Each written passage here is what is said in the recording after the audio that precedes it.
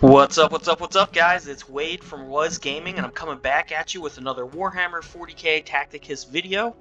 Today's video, we're going to do our weekly arena reports. This one is going to be for last season, which was Season 9. As you can see, we're currently on Season 10. Some really good news as far as these reports go. So last week, I kind of had to change it up because we weren't able to stay in that top tier, and I just felt like the competition wasn't as good and wouldn't be an accurate report.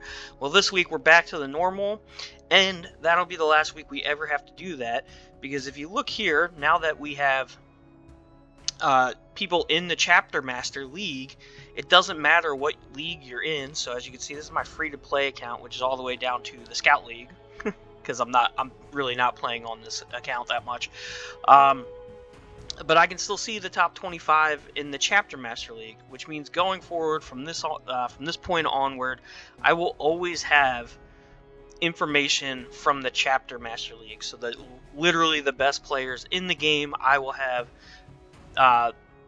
what characters those guys are using. So I'm really excited about that. That was really cool to see. So this will be the last week where I don't have info from the very top league, where I only have info from the league I am in, but I've already started doing research for Season 10, and I will say it doesn't seem to matter all that much. The best guys are using what the rest of the guys are using, right? So like this week, Season 10, on my main, I'm in the Captain's League, which is the second highest tier that you could be in, and the guys in this league are using the same type of stuff that these guys are using. If you're up in one of these higher leagues, like probably like Honor Guard or higher, the people are building pretty much the same stuff. Like, as you'll see, you'll go in, you're going to see the usual suspects. Everybody's building a handful of characters, and then it's kind of piecemeal. Like, the like 4th and 5th character slot kind of seems to be the slot where you kind of, go with what you like, or, if you got one of the better legendaries, you build that legendary. That's really what these have kind of showed me so far. And, I don't see any kind of arena shakeups happening anytime soon. I will mention the new character is out. You can start getting pieces for her and getting her unlocked. As you can see, I'm not even doing that on my account here, my free-to-play account. I do expect to see this character start leaking into the top 10 simply off of this passive. This passive is really good. The crit chance plus 15% is a big deal. The added damage is decent, and then even more damage if you're using other Eldari characters. Personally, I'm a big fan of Calandis, so her passive just makes Calandis way more consistent. On mine, I think mine's sitting at 61% crit, so you tack this on and you're sitting, 76% crit chance, plus the little bit of extra damage it's going to do. But this crit chance is also big for all your other characters, right? Most of your other characters are sitting at like 35% max. Well, this takes the crit chance to 50%. And it's not adjacent characters, it's friendly units within 2 hexes, which is pretty nice. There's a nice little bubble there, so you don't have to be right next to her for it to work. And I think just solely off of this, you're going to see her in some builds. And I actually think you might see some Cerdius come back. Cerdius, the Ultramarine sniper guy, just simply because having 2 guys that Overwatch with over 50% crit or 50% or better crit is actually pretty nuts. So I do expect to see this character being used not just in regular arena. I think she's going to be really good for live arena too. It's not the only thing she does. She has some nice piercing damage on her active ability. And then, I don't have her unlocked here, but I have her unlocked on my main. She has basically 3 melee attacks that are also pierce, which is pretty nice. But the big thing is she has movement speed 5 with flight. So she's currently the fastest character in the game, I believe. And I actually wouldn't be surprised if she starts to replace Harkin in arena builds, just because Harkin's really good and does everything, but she doesn't hit quite as hard as Harkin. But she kind of still does the same thing that Harkin does, which is she does enough damage that she can threat stuff. And she has all the movement shenanigans that he has, and her active is actually better than Harkin's. Harkin's active kind of is meh, right? A lot of times, unless you've been able to completely keep it scaled up with him, it's going to do less damage, and just in arena, like triggering battle fatigue isn't that huge of a deal. Like occasionally it's a deal, it's a big deal, but most of the time it's not. So his active's not that great, and his passive, while decent, a lot of times he gets killed before it can really start mattering.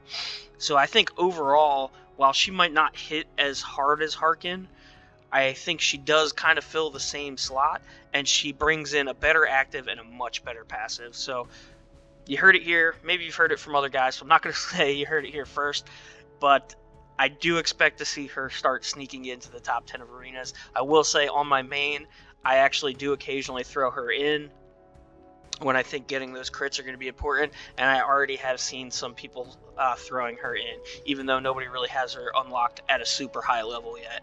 Just for her passive, like, you don't need her unlocked at a super high level for her passive to matter. So, yeah, so just watch out for that. I do expect to see her getting used. So with that, guys, we'll jump into this week's list. So this week, I actually have 11 characters on this list. We basically have a three-way tie for 9th place. And you're going to see a lot of the usual suspects on this list, guys. There's no big surprises on this list, unfortunately. Like I said, with how the game is right now, I don't think there's going to be any big shakeups. The biggest shakeup is I do think you're going to see her come in and, sneak into the top 10 and maybe take Harkin's place or maybe fill another role. But I don't see the top 3 really changing at all anytime soon. So let's get into it. So coming in, tied for 9th with 3 uses. Remember now, we're back to, this is 3 uses out of 25 teams. So the top 25 teams, I saw an average of 3 uses of this character. And the first one that I'm going to show is, like I said, tied at 9th is Tacticus. He's still hanging on. Some people do have him built all the way up to like gold level, and people are still using him. I think maybe the big deal with him is his passive, right? The added block chance. So I see people using that, and he does still do decent damage with his AoE. And it is psychic damage, so 100% pierce. So he is still being built, but he's just kind of barely hanging on. Kind of like I predicted in past arena reports. I think this is this guy's first time on the list, but also coming in with 3 uses was, oh boy, Makhotep. I am bad at this name. I know it's like Hotep, but it's like Makhotep. I don't know. I'm sure I'm butchering that, but that's what I'm going to go with. He made it onto the list with 3 uses. Again, with him, I think it's mainly his passive, right? He pairs really well with summoners, and summoners kind of dominate this game. So having the passive is really nice. And actually, his range 2 gauze attack isn't bad, right? It's 60% pierce, which is pretty decent. And it's, range 3. So he's got a nice little range bubble on that. I said passive, sorry. It's his active. That's good. My bad, guys. The Relentless March is really good with summons, right? It lets them take an extra action. And with any of the ones that can duplicate on their actions, so like the Grots and the Scarabs, it can trigger that as well. Really, it's really nice with Scarabs. His passive is decent. It's more useful during live arena than it is in regular arena. I've kind of talked about that in the past. I don't think extra movement is that big of a deal in regular arena, since you're playing against the AI, and basically you can set your first turn up so that your opponent moves into you and doesn't really have anything to hit, and then the AI just does that, move stuff in. So the extra movement isn't that big of a deal in regular arena. In live arena, it is a big deal. But in regular arena, I think the reason you're seeing him mainly is because of his active ability. Also coming in this tied for 9th spot with 3 uses was Vol. I was kind of surprised to see her not being used as much as she has been in the past. I don't know whether that's just a case of like the group of people that I'm playing with don't have her not as many people have her, because it wasn't like there was other legendaries that really took her place. In fact, if we'll look ahead into the 8th spot with 4 uses is Celestine. So those are the 2 legendaries, and the uses of both of them kind of came down. I think that's more of the group of players that I was with in this particular season just didn't have them unlocked as much as other seasons. A lot of the big hitters, big hitters like the big whale players in my league, a lot of them still had Vol and Celestine built. So, you know, I'm not seeing this as a trend down for her. I just think this is more of people didn't have her in the particular group I was in. So she did still make the top 10, sitting at tied for number 9th. And I already spoiled it, but coming in at number 8 with only 4 uses per 25 teams was Celestine. Again, guys, we've gone over this a bunch with her. She's just a really solid character. She's really hard to deal with. She's, not particularly the best at anything in the game, but she's a solid character, and her survivability is really nice. And I think she might be, if she's not the best legendary in the game, she's definitely a top 3 legendary in the game. Alright, coming in at number 7, still rocking at number 7 with 6 uses, was Roswitha. We've gone over her. She's basically a really solid counter to Archimedos, and to a lesser extent Tigarius. She loves killing Psychers, so that's why she's up here. Plus, people are building her because she is really good in Guild Wars, or I say Guild Wars, Guild Raid Battle, whatever you want to call it, the Guild Battle, boss battles, because all the bosses are Psychers, and she does extra damage to the Psychers. So people are building her for that, and she is solid in Arena, right? She hits the Psychers really hard. Other than that, she's not super impressive. Like, when I see her on a defense, she's usually the last character I take care of, because other than the Psyker, she doesn't really threat anything else that much. But she is also kind of tanky and, a little bit of a pain to deal with. But again, usually I kind of leave her for last. But she's still hanging on at number 7 with 6 uses, and I think she'll continue to stay there as long as Archimedos still is a thing, and, and people have her built, so. Alright, coming in at number 6 is Boss Golgorts. Alright, we've went over him a bunch. Again, I had somebody reply to my last week post saying that they use him because on their turn a lot of times they can hit his WOG and then the match is over. Cool. If you have him built and he's high level and that's where it is, awesome. I kind of question whether that's at a super high level of play, because he just doesn't hit that hard the higher you get. Because he has a bunch of attacks. He obviously he hits more than Bellator and stuff like that does, but I kind of view him in the same type of light, whereas he has a bunch of attacks that don't really have a lot of pierce damage. So when he's hitting stuff with higher armor, he's not going to do all that much damage. His WOG ability is nice. I do think it's better for live arena than it is for regular arena, and his passive's nice. It's extra damage, but again, it's projectile damage with only 15% pierce. So, I guess maybe he's pretty good at cleaning up the summons, because a lot of times, like, I think the blue letters have no armor, I believe. So maybe he's good at cleaning up that kind of stuff. And, his WOG is good. I do still expect, as we get higher and higher up, to see less and less of him, because I just don't see what he brings to the table in high-level arena play. I really don't. I think as more and more people have stuff built, you're going to see less and less of this guy. That's just me. Again, guys, as always, if you think I'm wrong, tell me why I'm wrong in the comment sections, because I really would like to get further insight on him, on what I'm missing, because I still just think I'm missing something on him.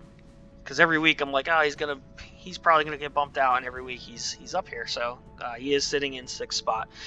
All right, coming in at number 5 with 9 uses. Again, 9 uses per 25 teams, guys, is Calandis.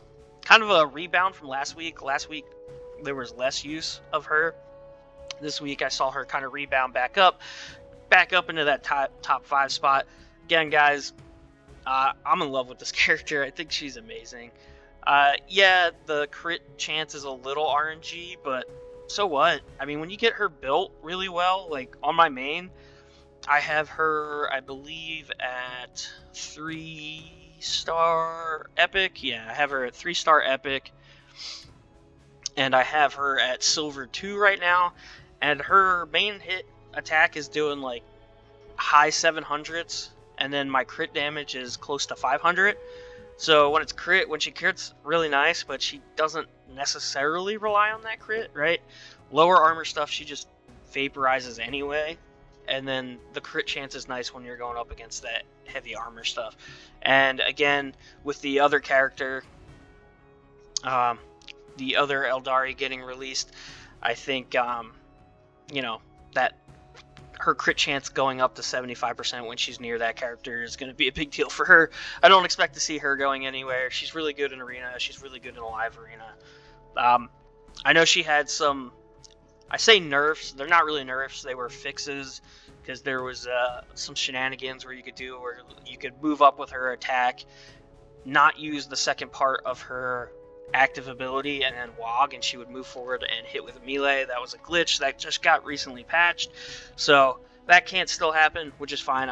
Honestly, I didn't even realize that was a thing until recently, and you guys have already heard me talk enough about Ball Skullgords. I'm not a big fan, so it doesn't change how I've been playing her. So she's really good, just hands down. And guys, let me just point out, it's awesome that she's really good, right? Here's an uncommon character. Sorry, I think she was common when she released. Here's a character that the game gave you for free, basically, for playing the game, and you got her unlocked if you really pushed on this event. Obviously, I didn't on this account, but if you pushed on the event, and I'm not talking about spending any money on my main. I did not spend any money to get shards or anything for her. I got her unlocked at epic 2-star. Just, by completing the missions and then just playing the game like I normally play the game. So the game gave us that. Gave her for free. Amazing, guys. Like, really good character. And the same thing is happening with the second Eldari, and they just released in the patch notes that the third one will be coming out in November. So it seems like once a month we're getting one of these characters. It's going to be the same thing. It's going to be another one of these Path of the Eldari things. So basically the first 3 Eldari characters we are getting for free. And you're basically just have to play the game, and you're going to get them unlocked at basically epic level if you just do all the quests and stuff. Awesome. I feel bad for the newer players coming in that they missed out on her.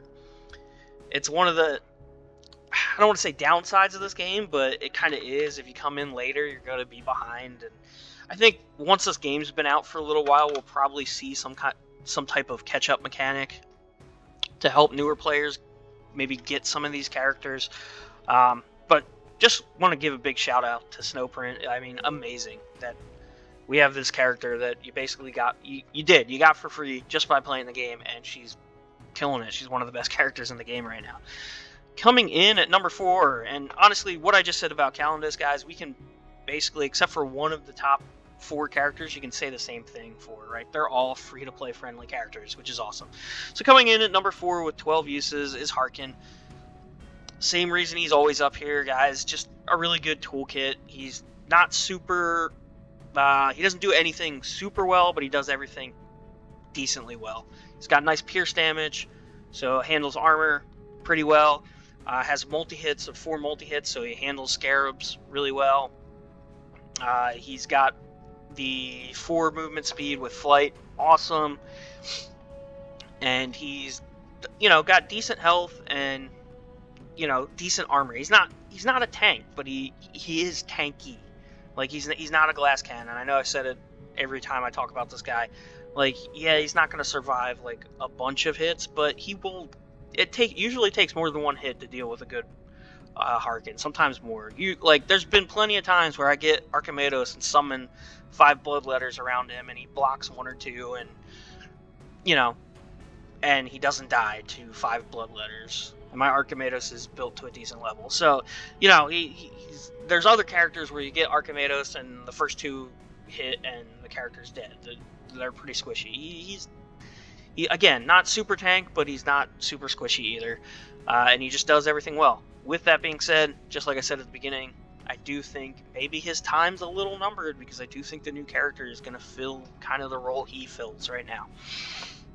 Alright, coming in at number 3, and you guys are going to know what the top 3 are and are sick of hearing me talk about them, but we'll just quickly go through them. Again, coming in at number 3, Alpha Null. 19 of the top 25 teams were using him throughout the week. Scarabs, right? Flight to a lesser degree, but mainly Scarabs. He is decently, he or she, I guess I'd say it's a she. it's a mechanical spider, but I guess, you know, it gives birth to Scarabs, so we'll call it a she. Decently tanky. The heals don't matter as much. I mean, if you're using a lot of mechanical units, then the passive becomes more of a big deal, and the regular heal becomes more of a big deal. But basically, she's a Scarab deliverer. And the Scarabs, you know, shred stuff, so. Coming in at number 2, and really this is a tie for number 1, they both had 22 uses out of every 25 teams. No surprise to anybody, is going to be Yarick, Commissar Yarick. Same reason, probably the best summoner in the game right now.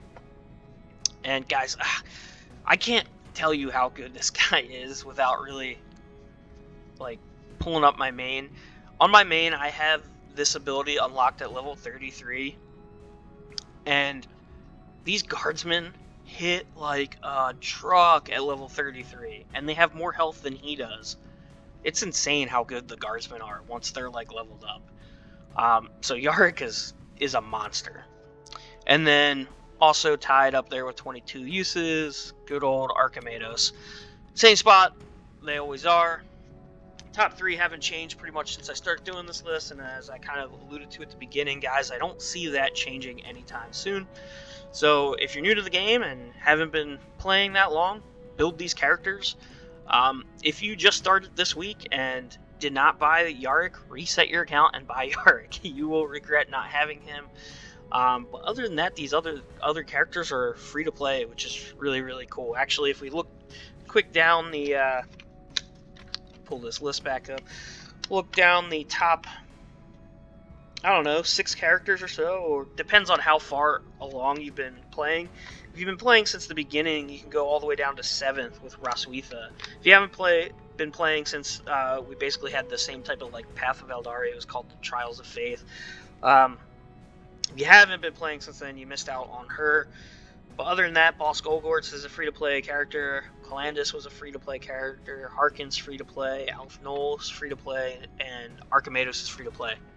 Like, you can play this game without spending a lot of money and just focusing on those characters, which is awesome. Really awesome. So with that, guys, that does bring this week to a close. I do want to point out a couple things. Right now, I'm currently sitting at 201 subs at the time of this video. So if you haven't subscribed to my channel, please do. When we get to 250 subs, we will be doing the next giveaway. I did one at 50 subs, did one at 100 subs. I will be doing one at 250. We are continuing to grow at a really good pace, guys. So go ahead and subscribe to my channel if you want to be part of that giveaway, which will hopefully be coming up in a week or two. You know, I can't take for granted, you know, how many subs I've been getting lately, but if we keep growing at this kind of pace, that should only be a week or two when we hit to 250. And, you know, obviously, guys, that's all up to you guys. I know you hear every content creator say the same thing, like, oh, only 6% or less than 10% of my guys is sub. Now that I'm a content creator, guys, I feel their pain. We can look at that kind of stuff. It does show us how many like returning users we have and how much of my views are from subscribed people and aren't. A lot of people that watch my stuff, even returning viewers, don't subscribe to my channel. You know, it's up to you guys. If you guys want to subscribe, I really appreciate it. If not, thank you for watching my video anyway. But with that, guys, we will be doing a 250 sub giveaway when we get to that spot. And that'll bring the end of this week's video, guys. I really appreciate you guys taking the time to watch my videos, guys. And as always, thank you for watching, and I hope you guys have a fantastic day.